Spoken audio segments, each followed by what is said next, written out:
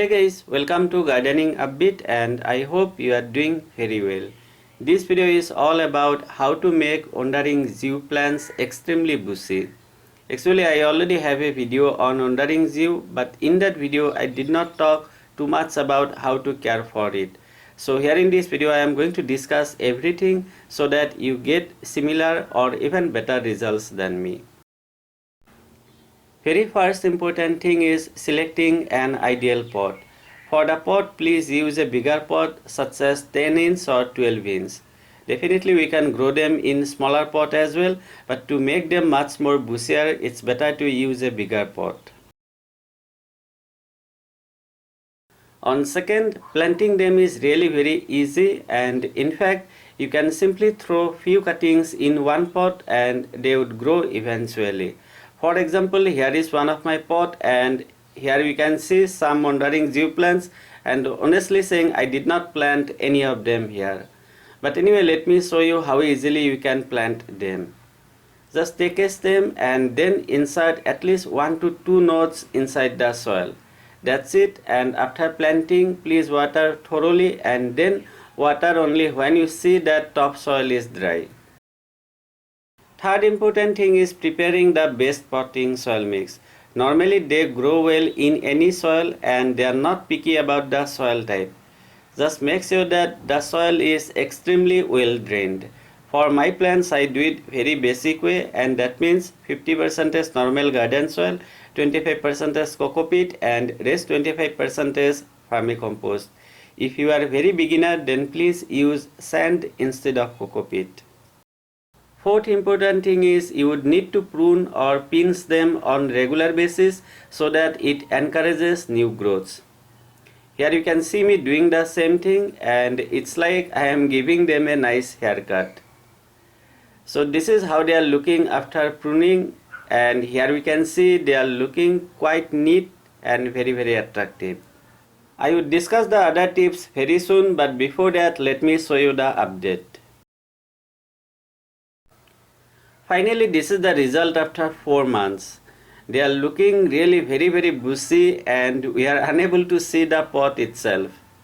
They are also spreading here and there and looking like real jungle. You saw the results yourself, and let's discuss about other important things. Fifth important thing is proper watering. They are succulent and that's why you need to be very careful while watering.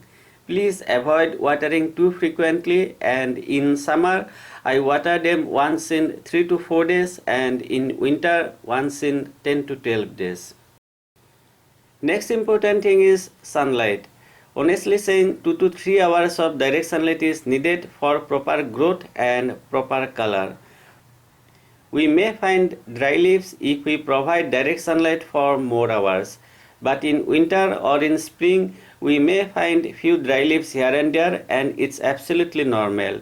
We can see the similar behavior in Rio plants as well. Please note that we are not going to get the vibrant color without direct sunlight. For example, right here these plants are not getting direct sunlight, and that's why we can see they are not as vibrant as the other plants. So it's your choice. If you are okay with less color, then you can grow them in bright area as well, that means without direct sunlight. Finally, the last important thing is to fertilizing our plants. Again, no need to feed them too frequently. For my plants I use Growth Plus bioorganic fertilizer and dose is 5 ml in 1 liter water. Please note that it's not 3 ml in 1 liter water, it's 5 ml in 1 liter water. If you feed them at least 4 to 6 times a year, it's more than enough. Instead of this one, you can also use NPK 19-19-19 and the dose is half teaspoon in 1 liter water.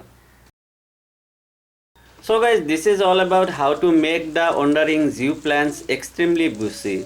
If you are getting any issues while growing wandering zew, then please let me know and I will do my best to help you.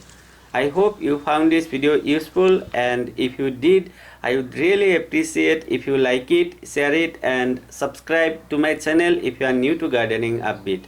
Again, I would love to get your feedback on this video. Thank you very much for watching. I really appreciate it. Have a great time and enjoy. Okay guys, This is a little ant, but it doesn't bite.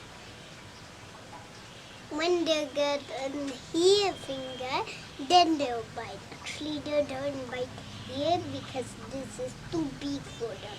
They bite here because this is too small for them.